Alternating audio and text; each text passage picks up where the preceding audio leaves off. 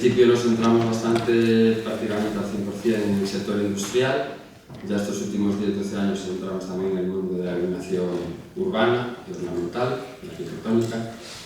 Pero los orígenes siempre estuvieron centrados en la iluminación industrial. La iluminación industrial se sale mucho de lo que puede ser la iluminación doméstica.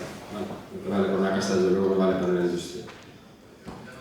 En el tema de la iluminación y la eficiencia, aquí mi abuelo podría ser un buen ponente, porque recuerdo que ya falleció hace 30 años, pero cuando dejabas encendida la luz de la habitación al salir, te cogías así por la patilla para arriba, tiraba rastras, llegabas a la habitación y bueno, no se te olvidaba una temporada apagar la luz, no te hacía falta el software, ni el sistema de control, ni nada, ¿vale? Entonces, pues bueno, iluminación y eficiencia. Antes de nada, comentar una serie de parámetros, como decía, que creo que tenemos que tener en cuenta a la hora de elegir la luminaria. Hay un montón de ellos, me voy a centrar solo en tres, pero o sea, que hay muchísimos. Los tres más importantes es la eficiencia de la propia luminaria. Nosotros cuando suministrábamos campanas industriales, hace casi 20 años, la eficiencia de aquellas luminarias rondaba los 90, 110 lúmenes vatio. Hoy en día estamos por encima de los 200 lúmenes vatio reales efectivos. Los últimos que presentamos tienen 207 lúmenes vatio. Pero seguimos encontrando en el mercado, la mayor parte de ellas, la eficiencia ronda los 130 lúmenes vatio. Es decir, si utilizamos una luminaria que sea realmente eficiente dentro de lo que es el LED, pues podemos ahorrarnos incluso un 50% de consumo. ¿Vale? La vida útil, evidentemente, también es muy importante. Para el sector industrial, una vida útil de 30 a 50.000 horas, que es lo que se suele encontrar, tampoco es suficiente. Nosotros trabajamos con luminarias con una vida útil superior a las 100.000 horas, 120.000, incluso 200.000 horas de vida útil. Pensar que el reemplazo de una luminaria en una nave industrial que puede estar colocada a 8 o 10 metros, máximo si es una industria que está con turnos y jornadas 24/7, implica parar la producción para cambiar una luminaria. Para la producción debajo de esa zona, puesto que por prevención no se puede cambiar la luminaria, están los operarios trabajando debajo. Y claro, hacer 3 reemplazos en una luminaria que tiene una vida útil de 30.000 horas, 30.000 reemplazos, pues evidentemente eso tiene un coste muy elevado, ¿vale? Y luego lo que es la degradación, creo que es un parámetro también muy importante que todas las fichas de producto suelen dar. Y es, bueno, hablamos generalmente da un dato que es la L70, L80, L90 a X mil horas, es decir, una L70, por ejemplo, a 30.000 horas, significa que pasadas 30.000 horas esa luminaria está dando el 70% de luz en comparación a cuando era nueva, y esto es decir que ha perdido un 30% de flujo de luz.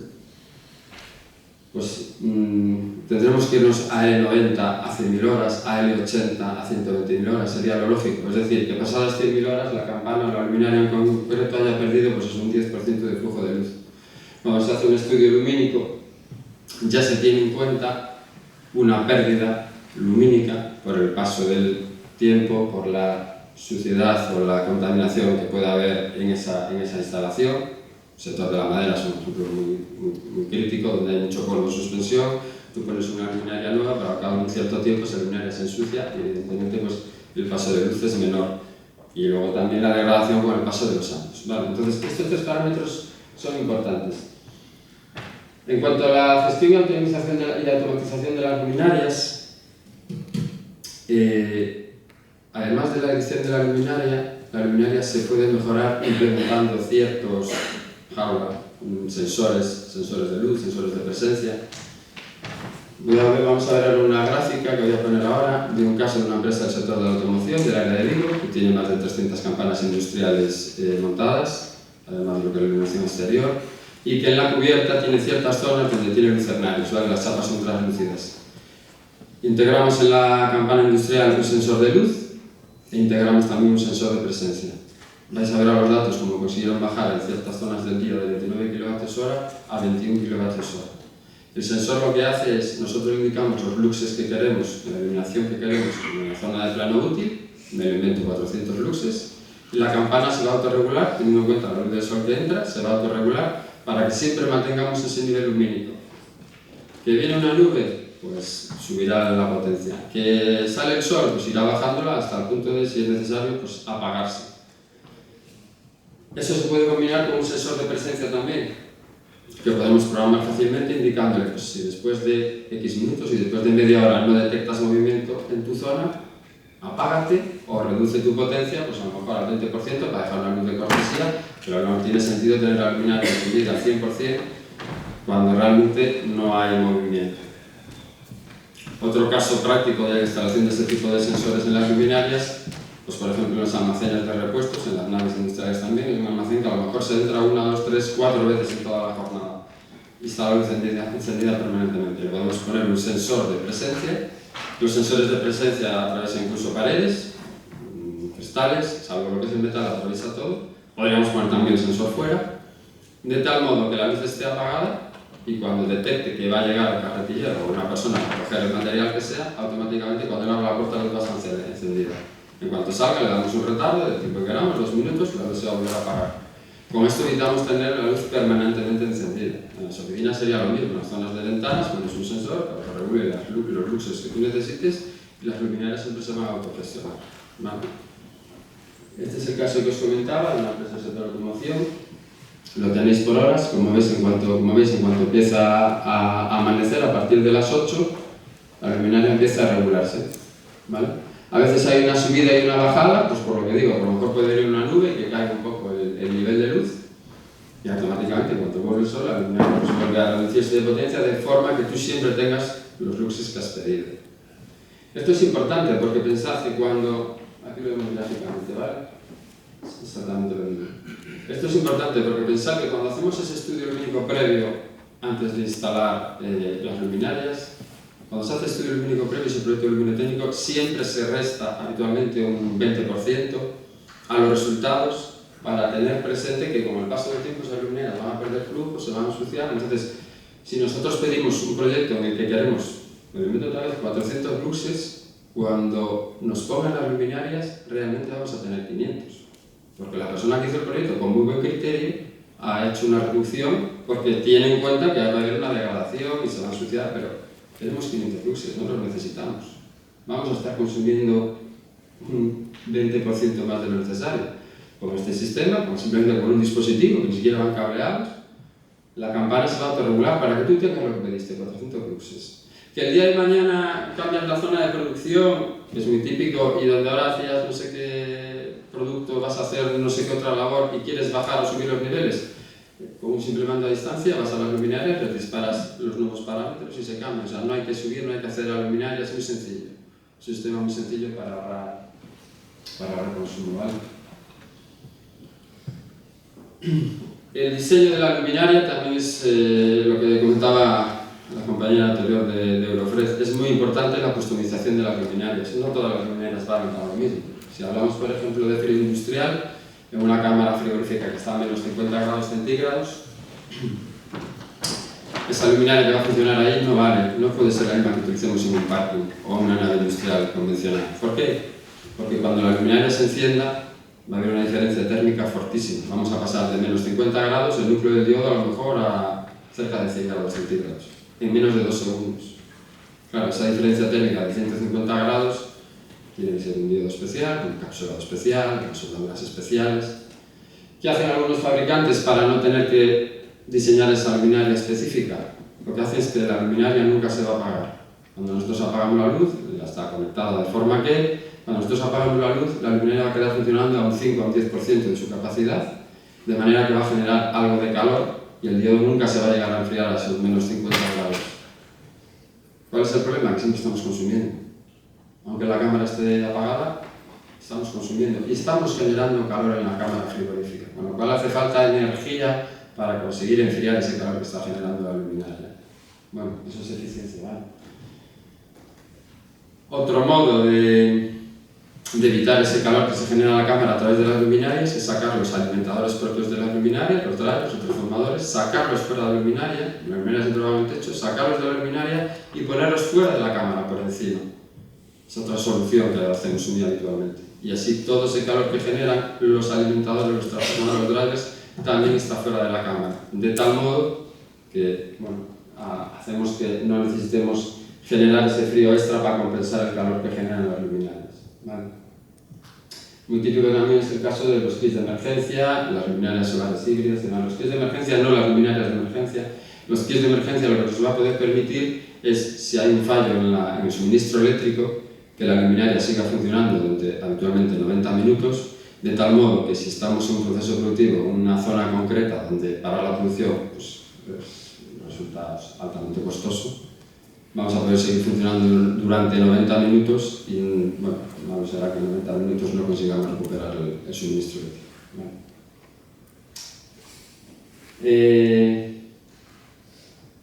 En el tema de las luminarias solares híbridas, bueno, pues los que estamos en el sector estamos cansados de ver todo tipo de luminarias, proyectores, farolas y demás, con una plaquita solar de juguete, que eso realmente no sirve absolutamente para nada. O sea, la capacidad de carga que tienen esas placas, primero que no son ni de silicio monocristalino, o sea, son placas de muy baja calidad.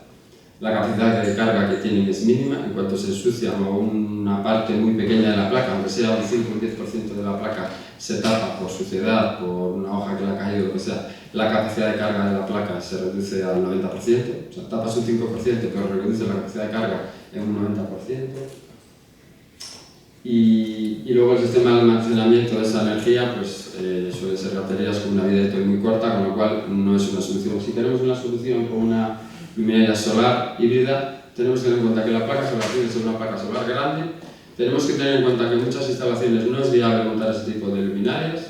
Una zona portuaria, por ejemplo, no es la ideal porque los excrementos de las gaviotas van a estar tapando la placa permanentemente y la capacidad de carga que va a tener va a ser nula. O tenemos en cuenta el mantenimiento o es absurdo. Vale.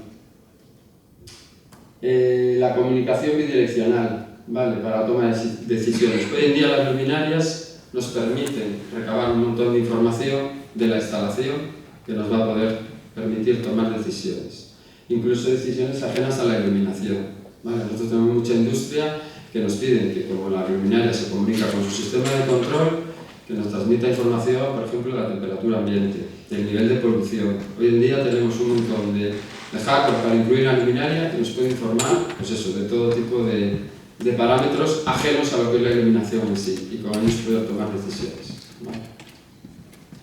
Otro caso donde está muy aliado la iluminación con la producción y la industria es en el sector del control de calidad. Habitualmente nos reclaman presencia porque las personas, los operarios están dentro de los departamentos en las zonas de control de calidad, los propios operarios tienen dificultades para apreciar los defectos o las taras que pueda tener el material que están controlando. Lo primero que se suele hacer antes de avisarnos es aumentar la luz.